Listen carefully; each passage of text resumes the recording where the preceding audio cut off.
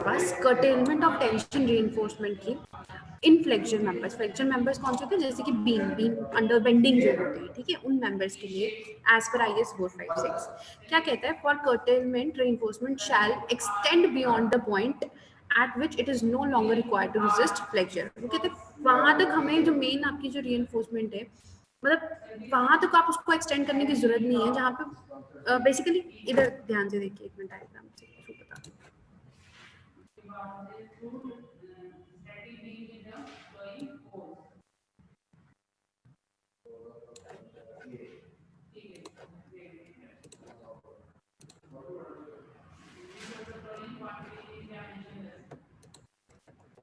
अगर मैं यहाँ पे बात करूँ, ये हमारा थ्योरेटिकल पॉइंट होता है कर्टेलमेंट का। मतलब अगर ये मेन रीइंफोर्समेंट यहाँ पे है, ये आपको मतलब इसका अगर क्रॉस सेक्शन दिखाएं बीम का, ठीक है, तो एक सर्टेन डिस्टेंस x, अब वो बोल रहा है ये x से ये वाला डिस्टेंस कितना होना चाहिए, कितनी रिक्वायरमेंट, या तो जो आपकी डेप्थ है बीम की, ठीक है, उतना, या फिर 12 मतलब जो भी बार यूज हो रहा है उसका डाया 12 टाइम्स, ये वाली डायमेंशन उतनी होनी चाहिए। इन दोनों में से जो भी ज्यादा वैल्यू है हम उसको पिक करेंगे ऊपर वाली रीइंफोर्समेंट के लिए, मतलब कर्टेनमेंट जहां से प्रोवाइड करनी है उतने डिस्टेंस के लिए, मतलब जहां से यहाँ से अगर बार को बेंड करना है, या फिर कर्टेनमेंट मतलब ऊपर जो आपको नेगेटिव रीइंफोर्समेंट यहाँ पे प्रोवाइड करनी, वो कितने टाइम कितने उस पर करनी है, डी या फिर 12 तक करनी है, ठीक है। अब जरा इसको स्टडी करते हैं।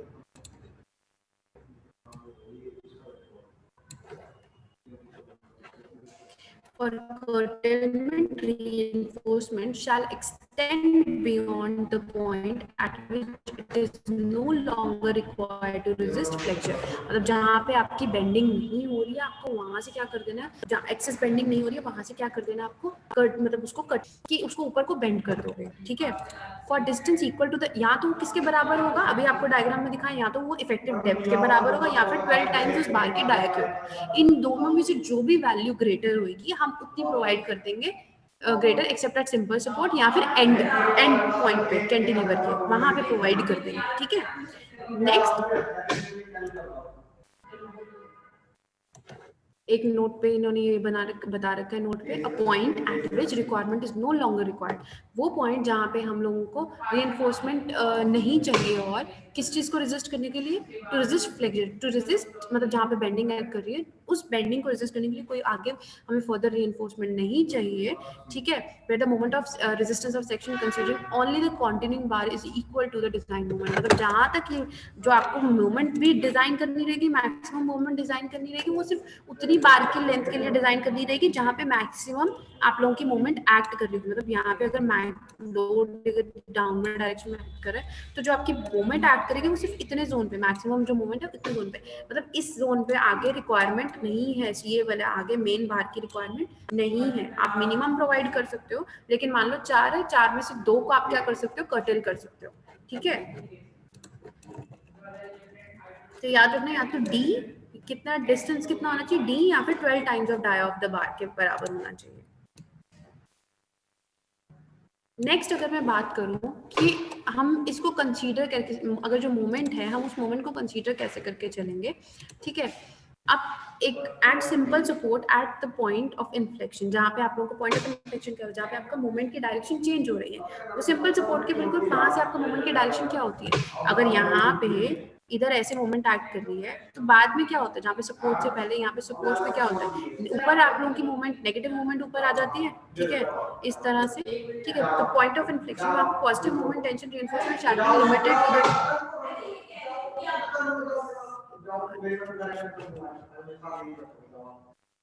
at simple supports and the point of inflection positive moment tension requirement shall be limited to a diameter के बराबर, ठीक है, मतलब 12 टाइम्स ऑफ डाया, या फिर सच दैट उस तरह से आपको उसको लिमिट करके चलना है कि जो आपकी वैल्यू है दैट इज एल डी। आपको पता है जो हमने फॉर्मूला निकाला था डेवलपमेंट लेंथ का, ठीक है, it should not exceed as per your codes IS 456। एक उसने क्राइटेरिया दे दिया है कि जो सिंपल सपोर्ट्स पे आप लोगों का जो वैल्यू है LD की, ठीक है, वो इस वैल्यू को इंक्रीज नहीं करनी चाहिए। किस वैल्यू को? M1 मोमेंट है हमारा, कौन सा मोमेंट जो हम कर्टेल्ड बाजू पर प्रोवाइड कर रहे हैं, वो कितना मोमेंट बेयर करेंगे।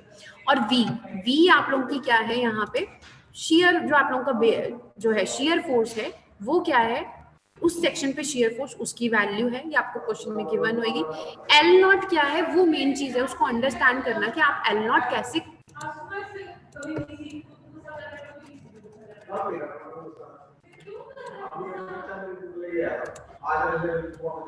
अब एल नॉट क्या है? मैम पीछे से आवाज बहुत ज्यादा आ रही है। सर बच्चे बोल रहे हैं पीछे से आवाज बहुत ज्यादा आ रही है। ये कौन से सर होंगे ऐसे, पता नहीं।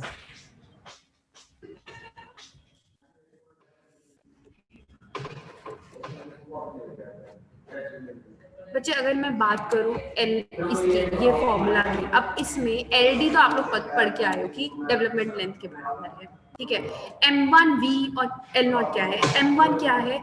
जो मोमेंट ऑफ रेजिस्टेंस है ना, जो आपके सेक्शन पे एक्ट कर रही है रीइंफोर्समेंट की, जो बेसिकली हमने जो फॉर्मूला कैलकुलेट किए थे ना सिग्मा ST वाले, जो हमने मोमेंट कैलकुलेट करने का फॉर्मूला किया था in terms of neutral axis constant and lever arm के थ्रू, हम वो वाला मोमेंट लेकर चलेंगे, जो मतलब बेसिकली जो आप लोगों की रीइंफोर्समेंट की यील्ड स्ट्रेस को कंसीडर करते हुए जो मोमेंट हमने कैलकुलेट किया था उसको कंसीडर करेंगे। एंड देन V क्या है?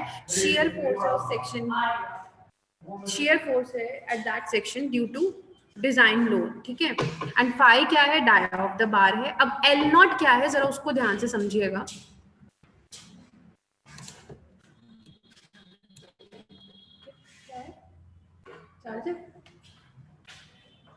पढ़ा लो आप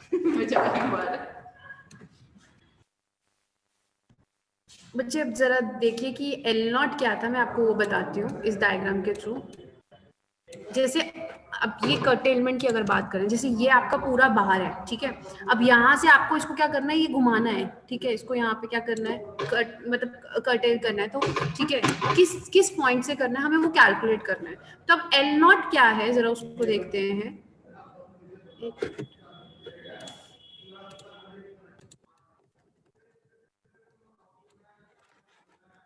I'm sorry for the voice. Kaviraj sir is, I don't know what he is discussing. तो I'm seriously sorry. मैं ऐसे किसी को बोलना नहीं चाहता कि यहाँ से चले जाओ lecture. He was sitting in the lab, so I'm seriously sorry for the inconvenience for today. No, ma'am, it's not your fault. जो एल नॉट है वो क्या है? सम ऑफ एनकरेज। एनकरेज आप लोग अभी पढ़ के आए हो, जहां से हम बार को क्या कर देते हैं, ऐसे ऐसे इधर जहां से बेंड कर रहे होते हैं, that is sum of anchorage beyond, कितना उस पे, beyond the centre of the support. कि अगर ये सपोर्ट है, ठीक है, ये आपका सेंटर ऑफ द सपोर्ट है, और यहाँ से मैं इसको टर्न डाउन कर रही हूँ, इस बार को यहाँ से अगर जो आ रहा है, वो क्या कह रहा है? बियॉन्ड द सेंटर, इसके बियॉन्ड कितना बार जो है आपने एंकरेज कर रखा है, and the equivalent anchorage value of one hook, ठीक है। और mechanical anchorage at the simple supports. अभी कैलकुलेट कैसे करना है, ये तो डेफिनेशन मतलब इसने एक्सप्रेस कर दिया। कहने का मतलब अब ये डायग्राम के थ्रू हम अंडरस्टैंड करते हैं कि ये एल नॉट क्या है, कहाँ से निकाल रहे हैं। अच्छा, एल नॉट की भी वैल्यू ध्यान से देखो, ये भी लिमिटेड होती है, is limited to the effective depth of the member. या तो वो डी के बराबर होगी जहां से हम उसको घुमा रहे हैं, ठीक है, या तो वो डी के बराबर होगी, या फिर किसके बराबर होगी? 12 फाई के। इन दोनों में से जो भी वैल्यू क्या होगी, ग्रेटर होगी, उसको हम यूज करेंगे। अब एल नॉट है क्या है, ध्यान से देखो। एल नॉट हम कैसे कैलकुलेट करते हैं? अगर ये आपका बार है, ठीक है, आप हमने उस दिन स्टडी किया था, ये यहाँ पे ये x1 यहाँ पे क्या शो कर रहा है? इसका and cover. For example beam के लिए एंड कवर यहाँ पे ये जो है 30 mm, ठीक है। अगर ये 30 mm है, ठीक है, तो x2 ये वाला डिस्टेंस, यहाँ वाला डिस्टेंस, और ये आपकी विड्थ है सपोर्ट की विड्थ ऑफ सपोर्ट। अब आपको ये क्या निकालना है? एल नॉट निकालना है। अब एल नॉट कैसे निकलेगा, इस देखते हैं।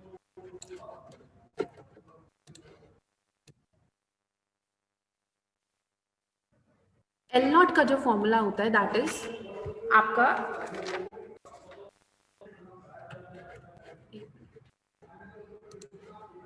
एल नॉट हमारा होता है is equal to x2 plus hook allowance. किसके बराबर होता है? x2 plus hook allowance. अब x2 क्या है रचित? x2 क्या है हम वो बता देते हैं आपको, किसके बराबर है x2? मतलब जहां से ये वाला जो डिस्टेंस है इधर, ये x2 के बराबर है, ठीक है। सेंटर ऑफ द सपोर्ट से लेकर वो पॉइंट जहां से हमने बार को क्या किया, ऐसे घुमाया है, दैट इज x2 पॉइंट जहां से हमने बार को घुमाया, और सेंटर ऑफ द सपोर्ट से लेकर क्या है, x2 है, ठीक है। मतलब अगर ये मेरी विड्थ है, अब मेरे को अगर x2 निकालना है, ये विड्थ है, अब इस विड्थ में से अगर मैं ये क्लियर ये वाला एंड कवर और ये x1 की वैल्यू को माइनस कर दूं तो मेरे पास क्या आ जाएगा, x2 आ जाएगा। तो मतलब x2 किसके बराबर हुआ, इस विड्थ का हाफ, जो भी ये विड्थ ऑफ सपोर्ट है उसका हाफ। अगर मैं बोलूं विड्थ, मैंने इस सपोर्ट की विड्थ को अगर मैंने b से डिनोट किया हुआ है तो इसको मैंने लिख दिया b/2। अब इस b/2 में से अगर मैं माइनस कर दूं एंड कवर, एंड कवर समझते हो क्या होता है एंड कवर? अगर नहीं पता है तो पूछ लो प्लीज। कि मतलब ये वाला, ये बार के बाहर ये जो जितना कवर लगा हुआ है, ये वाला जो यहाँ पे सीमेंट कंक्रीट जो इतना जोन पे है, कितनी चौड़ाई तक है, उसको हम एंड कवर बोलते हैं। अप्रॉक्स 30 mm लेकर चलते हैं, या फिर कई बार क्वेश्चन में गिवन होता है, ठीक है। बीम के लिए हम अप्रॉक्स 30 mm कवर लेकर चलते हैं। b/2 में से माइनस कर दिया मैंने एंड कवर, माइनस और क्या करूं, x1। अब अगर याद है आपने एनकॉरेज पढ़ा हो, x1 किसके बराबर होता था, कोई बताएगा प्लीज अगर किसी को याद हो तो? आपको मैंने बताया था जब हम ये इंटरनल डाया किसके बराबर होता था, n फाई के, ठीक है। n की वैल्यू हम 2 लेकर चलते थे माइल स्टील के लिए, और अगर आपके डिफॉर्म बार्जर्स के लिए हम लेकर चलते थे 4 फाई, याद है कि नहीं?